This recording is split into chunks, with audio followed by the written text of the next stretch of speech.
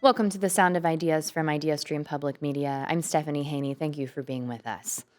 The fatal shooting of a woman in Minnesota last week by an agent with Immigration and Customs Enforcement, or ICE, set off a wave of protests nationwide, including here in Cleveland, Akron, and Stowe. Renee Macklin Good, a 37-year-old mother of three, died after being shot in the face while in her car in Minneapolis. The continued surge in ICE enforcements across the country and the continued protests against the agency have raised concerns for safety for both demonstrators and law enforcement. Today, we'll start the show by talking about the current protest movement. Then later, we'll bring in our State House News Bureau reporter, Sarah Donaldson, to talk about how social media posts about Somali-run childcare centers have put Governor Mike DeWine on the defensive to tamp down what he says is disinformation being spread about immigrants. Joining me in studio for the first part of the conversation, we have Don Bryant. He's the president of Cleveland Peace Action, part of a coalition of organizations that put together last week's protests. He's also part of the Ohio Poor People's Campaign Coordinating Committee. Don, thanks for being with us. Thank you. On the phone joining us, we have Steve Dettelbach. He's a former federal agent, having served as the director of the Bureau of Alcohol, Tobacco, Firearms, and Explosives, better known as the ATF, and a former U.S. attorney. He's currently a partner at the law firm Baker Hostetler. Steve, thanks for being with us. Great to be here. Although I have to say, although I've worked with a lot of agents, I'm not an agent myself. I was director of ATF. Okay, thank you very much for clarifying that, Steve. Now, if you would like to be a part of the conversation, you can give us a call. The number to do that is 866-578-0903, or you can send us an email at soi@ideastream.org or a message on Instagram at The Sound of Ideas. Don, the protests over the shooting death of Renee Good in Minnesota came together quickly. Can you tell us a bit about the goal of the demonstrations here in Northeast Ohio? Yeah, the goal is to stand firmly against the Immigration and Customs Enforcement's overbearing and overzealous, actually racist attacks on immigrants in Cleveland and elsewhere. And what has the turnout been like at the demonstrations you've been a part of? For a quickly arranged rally that we had last week, we had a tremendous turnout. I would say maybe 200 people. Can you tell us a bit about what's planned for the future? Are demonstrations continuing to be planned? Yes, demonstrations, art builds, trainings. I could say that we do ask folks to report ICE if they see what they believe to be ICE. And we have a report line, which I could give that to you. Actually, you could call into us or email us. And we want to present information, not panic. So when reporting an ICE raid or a sighting, always follow the SALUTE acronym, SALUTE. Size and strength, this is what we're reporting. Size, strength, actions, activity, location, uniform, clothes, time, date, and equipment. So as far as future rallies and preparations, we will have one of our partner organizations is organizing a emergency organizing summit this Thursday, the 15th at 6:30 p.m. at the Cleveland Liberation Center, and that's 9801 Denison. Get your pens out, ladies and gentlemen, please, because we do have a number of phone numbers. If there's anything that you missed today, email me at clevelandpeaceaction@gmail.com or call the Interreligious Task Force office, another one of our partners, at 216-961-0003. Thank you. Sure, and I also want to let everyone know if you do hear something today that you would like to revisit, you can find the full episode of The Sound of Ideas wherever you get your podcasts and also on the IdeaStream Public Media YouTube page. So definitely people can refer back to this if needed. Now, Don, one more question about the organizations that we've been seeing, the demonstrations. A lot of organizations and demonstrations across the country are calling for the abolishment of ICE. Is that a goal for protesters here in Northeast Ohio? Yes, that is. That is a goal. You could call it defund ICE. You could call it abolish ICE. ICE has been in place since Department of Homeland Security took over after 9/11 with George W. Bush, and they have been. That's when immigrants became criminalized. And that is the opposite of what this nation stands on. Steve, having worked inside a federal law enforcement agency, having directed federal agents, as you said, do you have a reaction to the surge in deployments that we're seeing of federal agents or the clashes between federal agents and protesters? So I obviously, watching this from the outside and having worked in both the Civil Rights Division and headed the U.S. Attorney's Office and headed a law enforcement agency, having seen these issues over the years from many angles, I have lots of reactions. So overarching reaction is that there is obviously in our country, people have the right under the First Amendment to protest when they object to something that the government is doing. And at the same time, law enforcement has a very difficult job to do. And so much of balancing those two imperatives has to do with what the tone at the top looks like.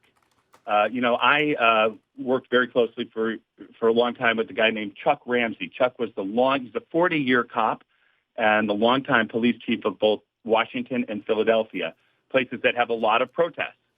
And one thing Chuck Ramsey has stuck with me over the years that he said, which was, during the heart of some of the most difficult protests, every morning at the roll call, before the cops get sent out onto the street, Chief Ramsey ordered the squad commanders to read the First Amendment out loud to the police officers before they went out in the street.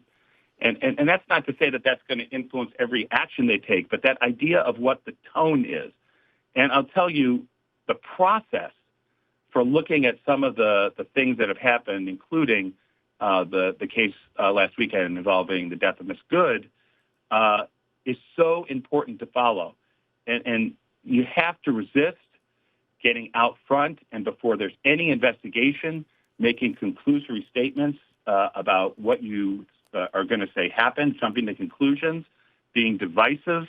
All of those things are things that we depend on to both have a free country where people can protest and to allow law enforcement to do their job.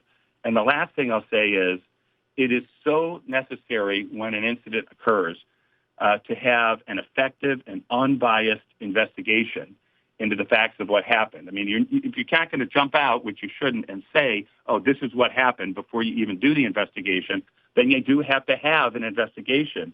And there's usually in these cases multiple investigations, a criminal investigation, an administrative investigation, state investigations, which we cooperated with, even when it was our own agents being investigated. And so to see people straying from that time-tested and imperfect, but at least unbiased or public sort of process is very distressing. Mm-hmm. Steve, thank you for sharing that insight with us. We have a call now from Thomas in Parma Heights. Thomas, welcome to the Sound of Ideas. Go ahead. Yes, good morning, and thank you for this program very much. I'd like to report something that has not been in the mainstream media. On New Year's Eve in Los Angeles, a black man was shot and killed by an off-duty ICE agent who was nearby. And so far, there's been no investigation by the authorities there. The Black Lives Matter movement in Los Angeles is the only official supporting group so far to demand an investigation of this killing of a black man by an ICE agent. So I'd like to hear if your guests have any comment on that. Thank you for sharing that with us, Thomas. And we did confirm that there have been reports out of Los Angeles of that happening. So, Thomas, we thank you for raising awareness about this. Don, I'll give you a quick opportunity to respond. Yes. Thank you, Thomas. I do have information about Keith Porter, the man from Los Angeles that was killed. He's one of two ICE murders this year, reported murders, and there was 37 last year. I looked up all 37, well, most of the 37, and they are people from all over the world, not just Latinx, Vietnamese. Actually, one Ukrainian man died in ICE custody. But our hearts go out to Keith Porter in Los Angeles and the family, and we ask that Keith Porter and Renee Nicole Good's names be mentioned at our demonstrations. Thank you very much, Don, for the additional context and perspective on that and other incidents that have been reported related to ICE. Steve, I want to ask you, we're now seeing resignations at the Minneapolis U.S. Attorney's Office. NPR member station Minnesota Public Radio reported that they've resigned after top Justice Department officials pushed the Minnesota U.S. Attorney's Office to investigate the widow of Renee Good, and also over objections to the Department of Justice decision to exclude Minnesota state officials from investigating the shooting and the department's reluctance to investigate the agent who shot and killed Renee Good. So as a former U.S. attorney, what do you think about that? Well, so first, if I could, Stephanie, I'd like to react to the last call. Sure. And we'll thank the caller for calling in and pointing out something that's going on, but also to say, respectfully, because I now have some of my First Amendment rights back, I don't think it's helpful to sort of, characterize and lump every time somebody dies in custody or at the hands of police altogether as a murder. I've been on all sides of this. I have prosecuted law enforcement officers for using excessive force. I have prosecuted people for assaulting the police in violation of the law. Every one of these cases is different, which is why, to get to your your question now, having that investigation and an unbiased investigation is so very important. And I also started my career in the Civil Rights Division at the unit in D.C., where some of the most significant resignations happened yesterday, and it's heartbreaking. I worked in that unit from the early 90s as I started my career, and in that time period, one of the things that they did was, and that, by the way, this was under a Republican president, under the first President Bush, investigated and prosecuted the officers in Los Angeles who beat Rodney King. And these things, need to be based on the facts of each case in the investigation. And the fact that you're having these career people step aside should be sending up really significant warning flags to everybody that something is not going right with respect to how the investigation is being conducted. These are people who serve under Democrats, Republicans. Many of them have served for decades. They have taken criticism from people for not prosecuting law enforcement when people thought they should, and they have taken criticism from law enforcement for prosecuting officers where they thought the evidence merited it. And the fact that they are stepping aside and don't feel that they can work inside the system now, I just think that is a red alert for us that we need to get a handle in some way, shape, or form on what's going on. Because if we don't, are going to head to this place where none of us want, which is the law of the street. That is not what we have. We have the rule of law in this country, and the facts and the evidence have to dictate what we legally do, not press conferences and not rhetoric. Steve, we want to thank you for your time. We know you have another time commitment, so we appreciate you being a part of the conversation here on The Sound of Ideas. Thanks for having me. Thank you. Don, I want to ask you that there's an organization known as ICE Watch that's been working to educate protesters on how to safely report the agency's activities. You talked about the SALUTE acronym and what you ask people to share when they are reported something. You also mentioned training. So what types of trainings are there for people taking part in protests so that they can be helpful and also be safe to whatever cause it is they're pursuing? There's actually multiple trainings. There's trainings of how to help immigrant children. There's trainings about Know Your Rights, and we also have trainings for nonviolent protest. So the May Day Coalition is organizing a second protest on the 20th of January, and we will have our people designated as watchers, marshals, and also legal observers will be on hand. And at 2 o'clock, we're asking for a walkout of individuals from schools, work, and 21 entities have signed on to this for the 20th of January, and it will be 2 o'clock to meet at Market Square. Yes, and thank you. And a follow-up question for you on what we're seeing in terms of the rhetoric. The rhetoric in support of ICE that we've seen, including from the Department of Homeland Security, has described protesters, including the late Renee Good, as domestic terrorists. You've been a longtime activist, an organizer, and protester. Have you encountered this kind of description, this kind of terminology before? No, we've never been known as, us nonviolent demonstrators have never been called terrorists. And that's brand new, and that's very scary. That opens up a whole legal can of worms against demonstrators. I mean, are they going to put us in Guantanamo Bay? That's a very scary question.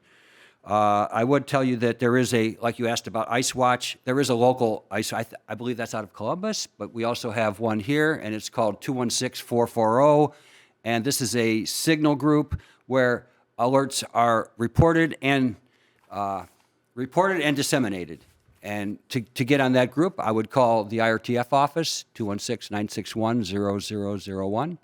Okay, I want to remind our audience we are talking about demonstrations that have been happening here in Northeast Ohio in reaction to the killing of Renee Good in Minneapolis, Minnesota by an ICE agent, and what we're seeing across the country, which is also happening here in Northeast Ohio. If you want to be a part of the conversation, you can call 866-578-0903. You can also email us at soi@ideastream.org. And now we'll bring in our State House News Bureau reporter, Sarah Donaldson. Sarah, welcome to the show. Hey, good to be here. Now, Sarah, we've been talking about the ICE protests that have taken place over the last week related to the fatal shooting of Renee Good in Minnesota. And the ICE enforcement came after a fraud investigation in Minnesota within the public child care system into organizations run by Somali immigrants. Now, Ohio, people may not be aware, has the second largest population of Somali immigrants in the country. And we've seen some of the claims that were made in Minnesota, similar claims making the rounds online focusing on Ohio in the last week or so. So, Sarah, Governor Mike DeWine is pushing back against these claims. Why did he feel the need to address this, and what did he have to say?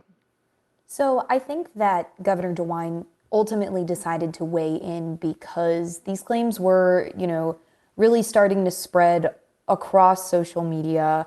Of course, it ties back to this proven case of fraud in Minnesota. There were convictions that happened in December, and then that kind of morphed into right-wing influencers showing up at daycares and home health care centers, knocking on doors, taking video of it, and it started to happen here. In addition to that, Governor DeWine received a letter from about 40 state lawmakers. It was also sent to the Department of Youth, asking him and the state to further audit the child care centers it funds. So I think, he said a couple times that he was having this press conference and pushing back on some of these claims for two reasons. One, to say that fraud does occur in the public benefits system, but he didn't really show evidence, and it doesn't really seem like the state has evidence of this widespread fraud. And I think also to divert some of the attention away from a specific ethnic group, that these claims that, Somali immigrants or Somali Americans, because, the vast majority of the Somali population in Ohio centered in Columbus are immigrants, but many of them immigrated here decades ago and are citizens. Don, are these claims that have been being made about the Somali population here in Ohio that we do know that Governor DeWine has debunked, have those come up in the protests that have been happening here in Northeast Ohio? Yes, and also the fact that temporary protective status will be removed from a number of African nation immigrants, and including Afghanistan. So Cameroon, Ethiopia, Haiti, Honduras, Myanmar, Nepal, Nicaragua, Somalia, South Sudan, Syria, and Venezuela. And Afghanistan, we are asking folks to go ahead and call their representatives, because when temporary protective status ends, these people that are facing devastation in their own nations, violence and environmental devastation, of course, the Afghan people that worked with the U.S. Armed Forces will now be sent back to face who knows what kind of violence they're going to face from their own government, the Taliban, because they worked with the U.S. So we need to continue temporary protective status, known as TPS. Please call your senators on this and your legislators, and you can also contact ICE. I would go on the DHS website, and you will find contact information where you can email Department of Homeland Security directly. Thank you for that, Don. We have an email in now from Jason, and Jason is responding to an earlier part of this conversation we had regarding Thomas calling in and letting us know about a black man in Los Angeles who was killed by an off-duty ICE agent. And in that conversation, Thomas, the caller, referred to that death as murder. Our guest, Steve Dettelbach, had cautioned against using the word murder when talking about deaths in custody. So Jason emails in now and says, I would push back on the idea that we shouldn't call deaths in ICE custody murder. When we start parsing our language regarding those in power, we minimize their offenses. We need to make sure those in power are held to account. Jason, thank you for your comment on the earlier part of the conversation here. Sarah, I want to return to what we're talking about right now about debunked allegations about extensive childcare fraud in the Somali immigrant population here in Ohio. In videos that people are posting online, they're saying that being denied entry to childcare centers that they show up at unexpectedly is proof of fraud happening at those particular locations. What's the governor saying about that? Yeah, so one of the quotes that I pulled specifically from this press conference a few weeks ago was, there shouldn't be a shock. This is DeWine speaking. There shouldn't be a shock when you see something on social media and someone is going, I can't get into this place. No one will let me in. Well, hell no, no one should let them in. So that's directly from the governor. He encouraged people, again, to report instances of benefits fraud, not just with childcare, but, the focus has been on childcare centers, to the state, and then to let the state do its own investigation, do its own probe into these claims, into these tips, versus what you're seeing right now are, different folks kind of taking cameras, going out to different centers like childcare centers, like home health care centers, videotaping, knocking doors, asking questions, and at times getting, into altercations with the folks who are working there.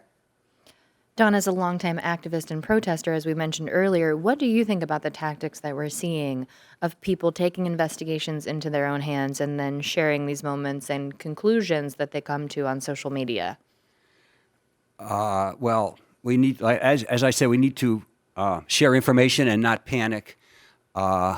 The investigation into Renee Good's death was reported murder. I would say it needs to be opened up to all law enforcement. These claims that we're seeing on social media, for example, the people who are showing up at the daycare centers unannounced and then stating publicly that this proves that fraud is happening because they won't be let in.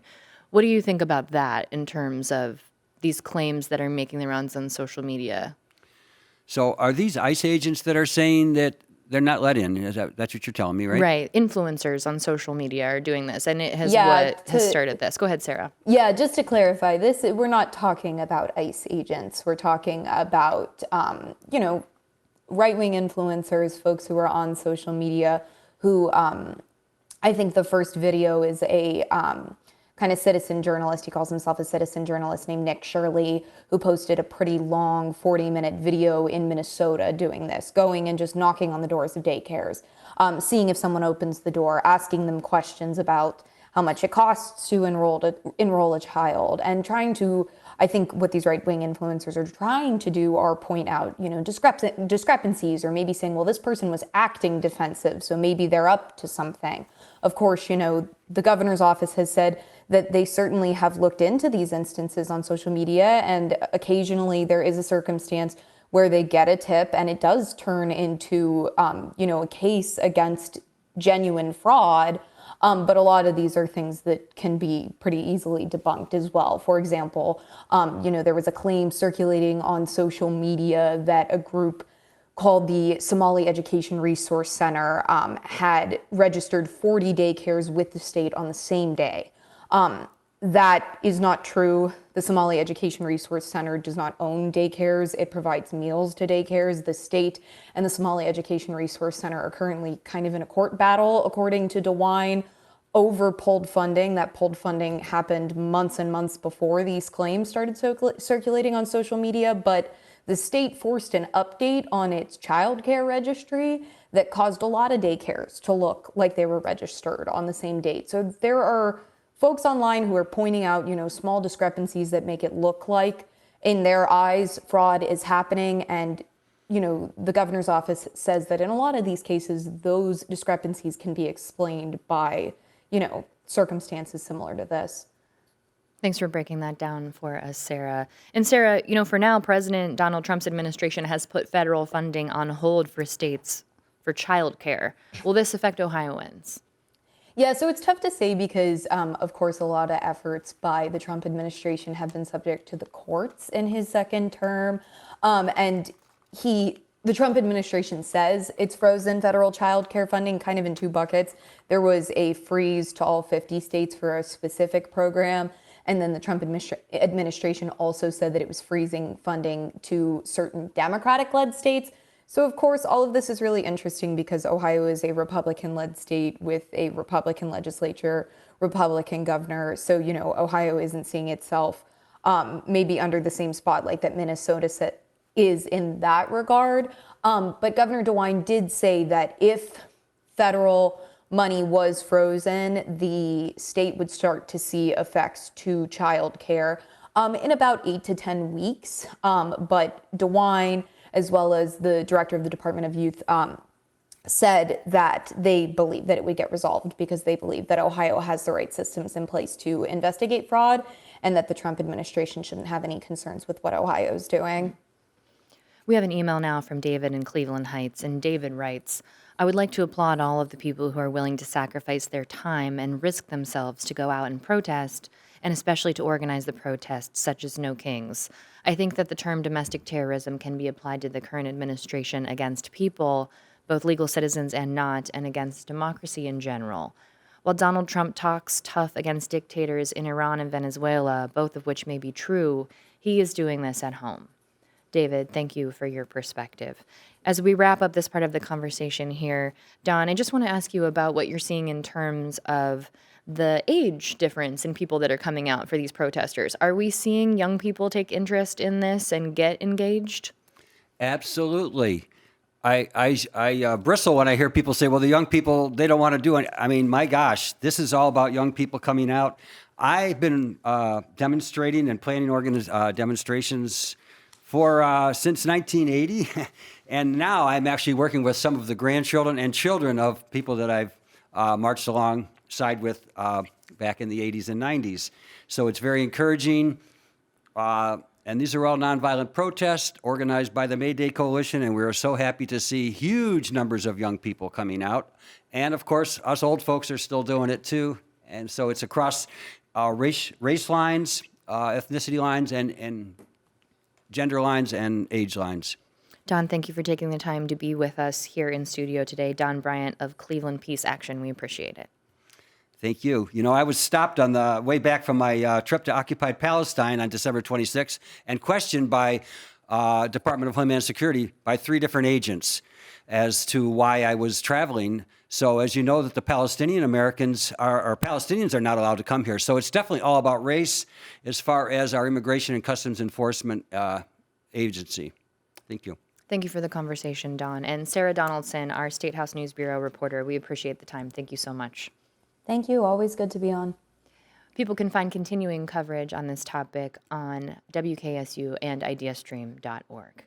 We'll take a quick break now, and when we are back, we will hear about the new PBS documentary Bombshell, focusing on the use of atomic bombs on Japan in World War II and how the military's narrative shaped the way Americans viewed that historic moment. This is The Sound of Ideas. I'm Stephanie Haney. We'll be right back.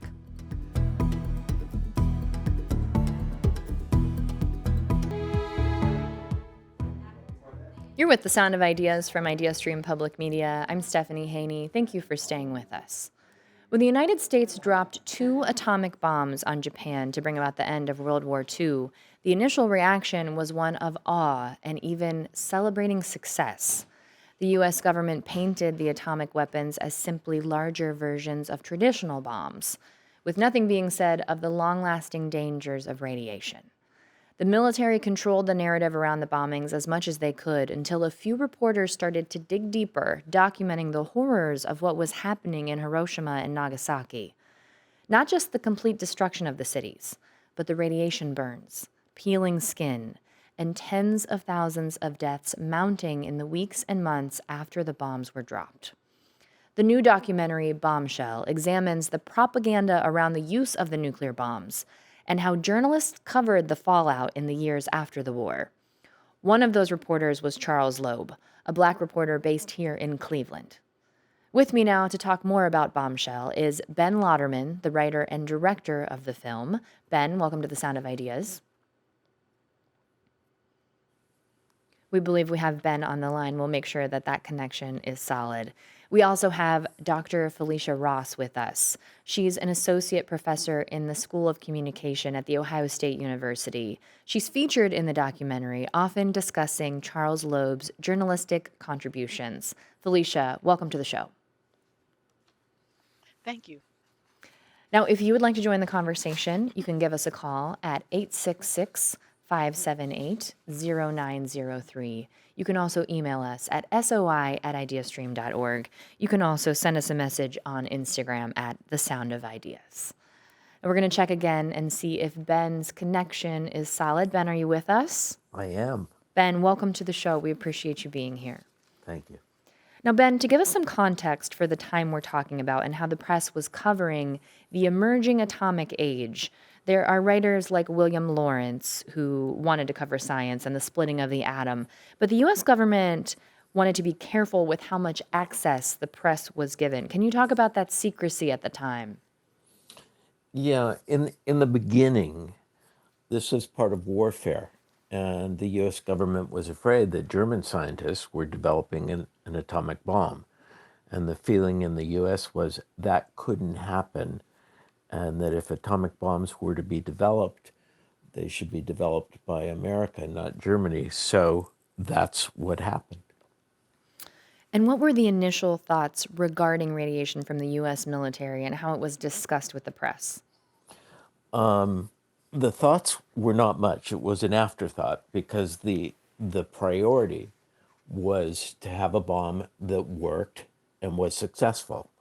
So the idea of radiation, certainly as it applied to people who could be innocent victims or civilian victims, was not concerned at all. The real concern about radiation in the atomic bomb program called the Manhattan Project was that nobody find out about the radiation, including the press. Now, Ben, the U.S. was using a nuclear weapon, developing a nuclear weapon at a time when there was widespread condemnation of the use of chemical weapons. So how did people differentiate these two tactics at the time? Well, that was the key to the U.S. publicity campaign for the atomic bomb. At first, of course, the development of the Manhattan Project was kept very, very, very secret. And the history we tend to look at is about that part of the process. What comes next is just as important, but has been completely overlooked, which is the publicity of the atomic bomb. So that's where the government put its effort. Felicia, now let's talk about Charles Loeb, who he was and how he comes into the story. Can you tell us about him as a reporter and what he was covering during the war? Well, Charles Loeb was an experienced reporter to the extent where the Negro Newspaper Publishers Association selected him to cover at least the Pacific Theater in starting in 1944. And he also, in addition to being a journalist, having his journalistic experience, he also had a background in chemistry. He had been a pre-med student, and so he was able to apply his knowledge to what he had heard about the results of the atomic bomb.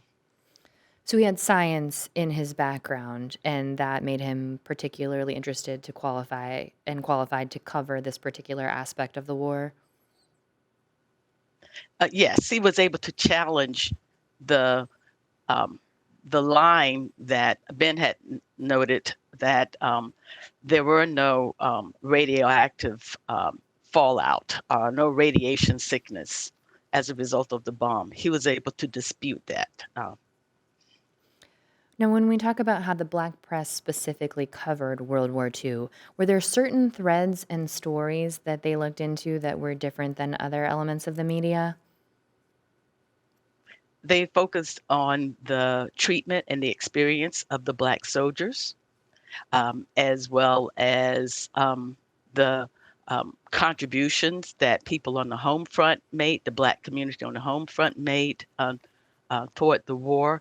And so their purpose was to show how loyal the Black community was in supporting the war effort, the U.S. effort, but also at the same time holding the government accountable about to the way they treated Black people. In other words, yes, they want to contribute. They want to do things to support the war effort, but they also want better treatment overall. Felicia, And as we looked at the black press, the one thing I noticed was that the reporting was much more personal, much more intimate, much more concerned about the boys from back home, especially in Cleveland, that Charles Loeb went to tell stories about. You didn't see that in the major white press because the war was being covered in newspaper dailies, but the black press was being reported once a week. So the tone and the tenor of the reporting had to be a little bit more reflective and a little bit different because everybody would know by the time they got a black paper once a week that they had read or been exposed to the press that was in the white dailies. and then we touched on writing of William Lawrence at this time when this was happening. And can you expand on this a bit? You know, William Lawrence was doing some writing about things, but is it fair to say that he was essentially part of the Manhattan Project and therefore not challenging the military? Oh, yes. I mean, early on, William Lawrence took great pride in being one of the founders of what became the genre of science journalism in newspapers. He was really the first professional daily science journalist and ended up working for the New York Times. But at some point, General Groves, the leader of the Manhattan Project, went personally to New York and asked Lawrence's editor if he could simply borrow Lawrence for a secret project for about 4 months. And there was the question from Groves about what kind of patriot is the New York Times? And of course, the editor said, we are the best kind of patriot, sir. Of course, you can borrow William Lawrence. And that's what happened. He went to work secretly. He got an exclusive. He got all the access and he wrote whatever he wanted. He just didn't control when it came out or how it was edited or what was said. Felicia, I want to ask you now about the perception of some of the black press of the atomic bomb being used against, quote, people of color, referring to the Japanese at the time. This was discussed in the documentary quite a bit, that this massive new weapon certainly was not used against a white country. Can you talk to us about that? Well, you had I guess what we call the Black leaders or the Black intellectuals of the day, such as W.E.B. Du Bois, um, uh, and also Walter White, who was at the time head of the NAACP. You had artists such as Langston Hughes um, questioning the selection of Japan as the place to drop the bomb. And also, the newspapers had a kinship with the Japanese. That not only in terms of the atomic bomb, but also they were critical of the internment camps that they had for Japanese American citizens. So, so by that time, black newspapers had had a global sense of race relations and the like. They connected with people of color throughout the world, and that was the mindset of their skepticism. And it's funny that it continues to be a point. Our film Bombshell premiered on PBS last week, and so we are just getting the first flurry of comments in about it, and many comments we're reading say, "What do you mean the blacks considered Japanese people of color?" Or the Japanese aren't people of color, are they? So I don't know what Felicia's view is, but I'm surprised at that. Well, I'm surprised at that as well. I have not seen those comments, but I guess I shouldn't be surprised. But I have not seen those comments that you're referring to. But I am seeing it more when we talk about a little bit more. But when we're talking about the Somali community, Sure. and Thank you for sharing that insight and the reaction that's coming from the documentary, which, as you mentioned, Bombshell from American Experience, is available now on the PBS Passport app. If you're not familiar, I want to remind our audience that's what we're talking about. We're talking about the atomic weapon used by the United States on Japan in World War II, which did lead to the end of World War II, but also the way it was talked about at the time and information that came out after the fact. If you want to be a part of this conversation, the number is 866 578 0903. And the email to send us a thought is soi@ideastream.org. We have an email from Logan in Akron, and Logan writes, multiple government agencies now use atomic bomb survivor data from Hiroshima and Nagasaki to infer risk estimates resulting from exposure to radiation. Logan, thank you for sharing that piece of information with us. Felicia, let's return now to Charles Loeb's reporting in the aftermath of the bombing. Can you talk to us about what kind of articles he was writing then, and did that differ in terms of what was published abroad versus what was published in the United States? Well, I only know what he published in the black newspapers in the United States, and after, and I'm hoping I'm understanding your question, but he it was a variety of different articles, about 33 or so, that he wrote in, I guess, about the 18 months that he was over in Japan, and he so he wrote a lot of things about, as Ben had alluded to, about the experiences of individual black soldiers. He also wrote about how some of the mistreatment that some of the black military personnel experienced, and he also wrote about the participation of the black press.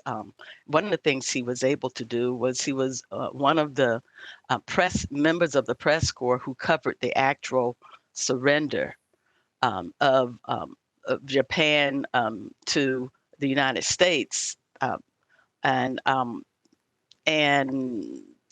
thing he personalized it. He used personal pronouns such as we and our, to as though it's a way is bringing the public or the readers, making them a part of what he was doing. So it was a variety of stories that he wrote, some of light types of stories, as well as some of the more serious ones where maybe someone might have been killed, and of course, some of the mistreatment. So American reporters were forced to submit their reports first to the censorship office in Tokyo of the Allied Command. Foreign reporters were not under that thumb. So there are a couple of foreign reporters like Wilfred Burchett, who went to hospitals, wrote about the radiation poisoning he was seeing firsthand, and those headlines went around the world, but somehow they missed America. Americans never read those things and never saw those articles. So what Loeb did was very carefully, very coolly, very calculatedly, I think, he wrote a very sophisticated analysis, but that gave lie to what the government was doing. I think, and Felicia will correct me, I think the government just decided that if it appears in the black press, it's not important. Just like if it appears in the foreign press, it's not important if we can keep most Americans from not seeing it.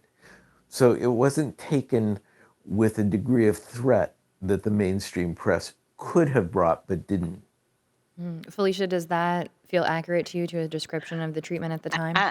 I'm not so sure about that because I know black newspapers had to go through those censors as well, and so I think it was more about the way he wrote the story, where he would say things like our Colonel Stanford Warren, and his his giving the government perspective that a single exposure of a dose of gamma radiation similar to an X-ray, but then he would also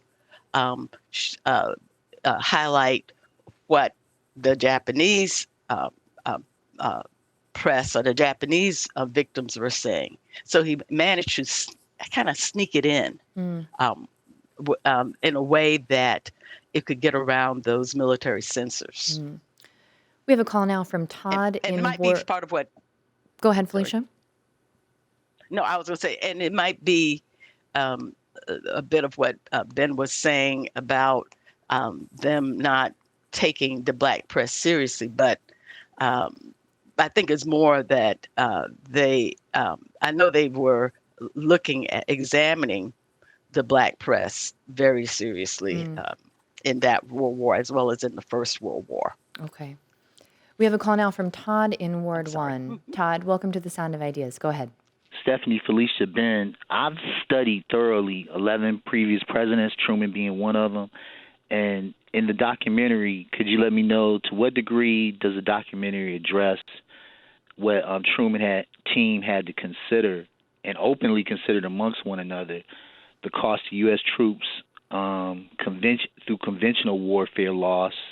You know, if they stayed on the conventional warfare against Japan, how many more troops were they going to continue to lose because Japan's leadership wasn't going to give up? And then balance that with dropping those 2 bombs. Was that addressed in the documentary? And did the African Americans that you're referencing take that in consideration in any conversation that you read about or saw on video?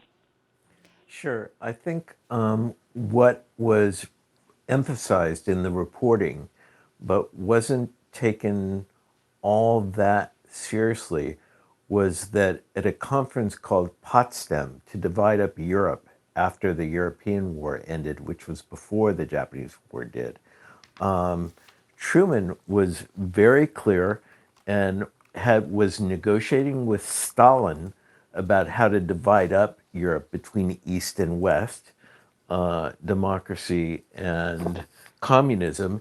And Truman did not want to have to do that with Japan.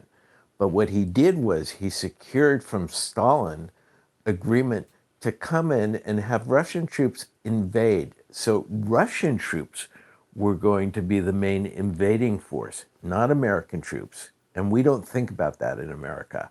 But they were going to swarm into Japan on August 9th.